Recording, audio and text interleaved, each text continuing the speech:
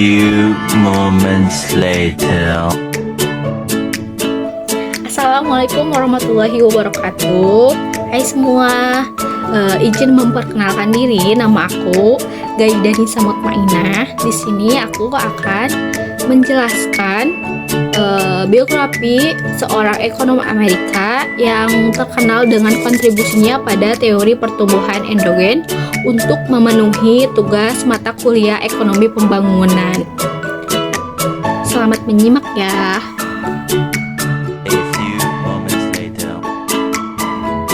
Nah, di sini aku akan membahas tentang biografi dari Paul Michael Romert. Nah, rekan-rekan di sini ada yang udah tahu belum sih siapa sih Paul Romert itu? Paul Romert atau nama aslinya itu Paul Michael Romert. Nah, beliau ini lahir di Amerika pada tahun 1955 tanggal 7 November. Jadi beliau sekarang itu berusia sekitar 69 tahun. Nah, jadi Paul Romert adalah seorang ekonom Amerika Serikat yang terkenal dengan kontribusinya pada teori pertumbuhan endogen. Ia menerima gelar PhD dalam bidang ekonomi dari University of Chicago pada tahun 1983. Romert dikenal sebagai seorang pemikir yang sangat inovatif yang telah memberikan kontribusi besar pada pemahaman kita tentang bagaimana sih faktor-faktor internal dalam sebuah ekonomi, seperti inovasi dan pengetahuan. Juga dia menjelaskan bagaimana sih inovasi dan pengetahuan itu mempengaruhi pertumbuhan sebuah ekonomi dalam suatu negara. Nah, jadi si Paul Romert ini dikenal luas karena karyanya dalam teori pertumbuhan endogen. Sebelumnya ada yang tahu belum sih apa sih teori pertumbuhan endogen itu? Nah, teori ini teori pertumbuhan endogen atau endogen growth theory ini adalah menekankan bahwa pertumbuhan ekonomi tidak hanya ditentukan oleh faktor eksternal seperti modal dan tenaga kerja, tapi juga oleh faktor-faktor internal seperti inovasi, teknologi, dan pengetahuan. Jadi si Paul Romert itu berpendapat bahwa investasi dalam penelitian dan pengembangan R&D serta peningkatan pendidikan dan pelatihan adalah kunci untuk pertumbuhan ekonomi jangka panjang untuk yang berkelanjutan. Begitu. Tesis utama yang dikembangkan oleh seorang Paul Romert adalah bahwa pertumbuhan ekonomi dapat didorong oleh faktor-faktor internal seperti yang telah kita jelaskan, yaitu pada inovasi dan pengetahuan. Dalam teorinya, ia menekankan bahwa kebijakan yang mendukung investasi dalam R&D dan pendidikan akan menghasilkan pertumbuhan ekonomi yang lebih tinggi. Teori ini juga menunjukkan bahwa ekonomi negara berkembang dapat tumbuh dengan lebih cepat jika mereka mampu mengadopsi teknologi dari negara-negara maju. Romer mengembangkan teori pertumbuhan endogen yang menunjukkan ketergantungan ekonomi negara-negara berkembang pada negara maju. Sebagai contohnya itu banyak negara berkembang yang telah mampu mempercepat pertumbuhan ekonominya dengan mengadopsi teknologi yang dikembangkan di negara maju.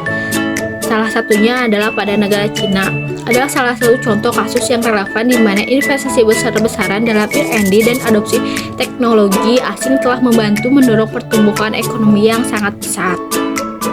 Paul Romert telah banyak melakukan penelitian dalam bidang ekonomi, khususnya pembangunan. Ia meneliti bagaimana kebijakan ekonomi dapat dirancang untuk mendorong inovasi dan meningkatkan produktivitas di negara-negara berkembang. Romert juga menyoroti pentingnya bagaimana menciptakan lingkungan yang mendukung bagi perusahaan dan individu untuk berinovasi dan berbagi pengetahuan. Nah, Paul Romert sendiri itu terinspirasi oleh karyanya Robert Solow, yaitu seorang ekonom yang juga terkenal dengan kontribusinya pada teori pertumbuhan ekonomi. Solow memenangkan hadiah Nobel dalam ekonomi pada tahun 1987 untuk karyanya dalam model pertumbuhan ekonomi yang menekankan peran akumulasi modal dan meningkatkan produktivitas.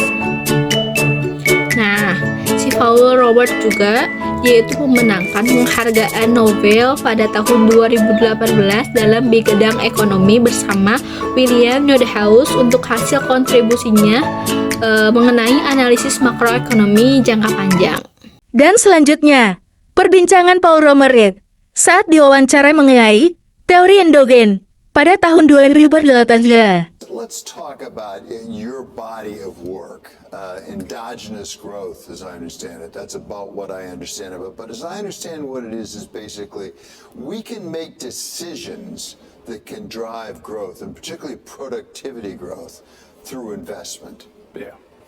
And you can, the broader generalization is we can make decisions in almost any domain, that we can't fall back into this sense of apathy about any issue we face. That if you get, each of us as individuals has a limited amount we can achieve, but if we work together through institutions like our governments and our markets, it's amazing what humans can do. So we can have faster productivity growth, we can have a better environment, we can have it all. Well, so let's talk about what humans did with the 2008 crisis, because you are famous for, among other things, saying a crisis is a terrible thing to waste. Back in 2004, actually, as I understand it, at a gathering in California.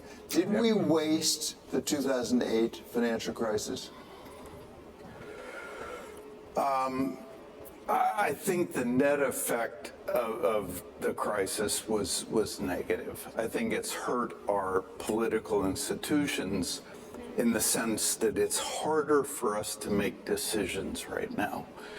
We obsess so much about getting things right that we lose track of the fact that any choice in the range we're considering would be better than continued paralysis. So that crisis, I think, has actually left us with a legacy that's a problem. But again, we can change that if we set our minds to it. But well, one of the things we did, and for good and sufficient reason, I'm sure, is really flood the world with money. From central banks. Sure. But what we see is happening with that money is it's going to the top. It's going to people who own capital already, and that is helping drive sort of the populism problem. Is there any way to change the way we're investing that money to make it more productive for the future? Yeah. Well, let's look forward. We'll almost surely have another financial crisis. We don't know when, but it will have it happen again. I think there's a thing we could do right now to get ready for that, which is to create a bunch of new banks that are just legal entities that are shells sitting there. And if we get another crisis where we need to inject a large quantity of government taxpayer funds into banks, you put them into these new banks, the clean banks, let them operate, and then you avoid the populist backlash about why did you give billions of the dollars to the guys who, at least to us out in, on Main Street, seem like the people who caused the problem. And they aren't like publicly traded. They're just shell banks set up. You sort them out, I think, with just 100% government owned equity, but with a plan, if you provided a bunch more capital, that you'd then, eventually, once the crisis passes, sell off the shares. But part of the source of the populist aggravation, not just in this country, but also around the world, particularly in Western Europe, is the distribution of wealth, the distribution of income. And the practical effect of the investment right now is not going to infrastructure, it's not going to education, it's not going to things that will redeem that. And yet, as you suggest, we're feeding back on ourselves because the politics almost make that impossible. Yeah. Sure. The other thing is, part of my job is to raise possibilities and to try hard to actually be wrong. What I mean by that is that we need to suggest things that are precise enough people can go out and test it and say, yeah, well, it just turns out it's not true. I think we need to, think hard about what's behind things like this resistance to invest. So think about what it was like during the crisis. If you got caught with no liquidity as a corporation, you had to sell off a whole bunch of assets at very depressed prices. So one, you want to hold on to a lot of liquid assets so you don't get forced to sell them off. But then two, you think, well, you know, if there are a bunch of other people who have to sell off liquid assets, if I've got even more, or sell off, you know, a bunch of assets, if I've got even more liquid assets, I can make a killing. So that kind of the expectation of another crisis may be part of why we see so much accumulation of liquid assets and so little investment in the machines, the infrastructure, the things that really raise the quality of life. How do you fix that? Well, one is you try to reduce everybody's estimate of the probability that we're going to get another crisis. Two, you try and set things up so that if there is a crisis and the government has to intervene, it's less that we're going to rely on the private money that makes a killing. You use the government institutions at that point to buy assets and provide liquidity. You have been somewhat critical of your own academic profession, particularly macroeconomics. A couple of years ago, you had a paper about the trouble with macroeconomics. Yep. Are macroeconomists helping us in our monetary policy right now? I mean, we look at the Fed as they set monetary policy. We have the Taylor rule, we have the Phillips curve, we have all these models. Are they working for us? Are they helping us? I think we've got room to do better in my profession. And I think we're at a very critical time because there's some skepticism about experts. Like when I went to the bank, it was just after the Brexit vote, which for a lot of people was a vote saying, if the economists are for it, we're against it. So we've got to clean up our act, and that means we can't be tolerant of shortcuts and sloppiness. And let me tell you how it should be. I was at a seminar this week about changing the bus network in Brooklyn. So a redesign of the bus network. This was somebody who had a theory about buses. He had data about the different bus lines. It was all completely credible. And he never said things like, well, all theories are false, or the theory is as if such and such is true, even though we know it's not true. It was just like true. And we need macro, which is just true, not like as if true. So. Quickly, Bullard came out yesterday and said a modernized Taylor rule, 3 different criteria to fix the problem. Is that the kind of solution we need to see in macroeconomic models?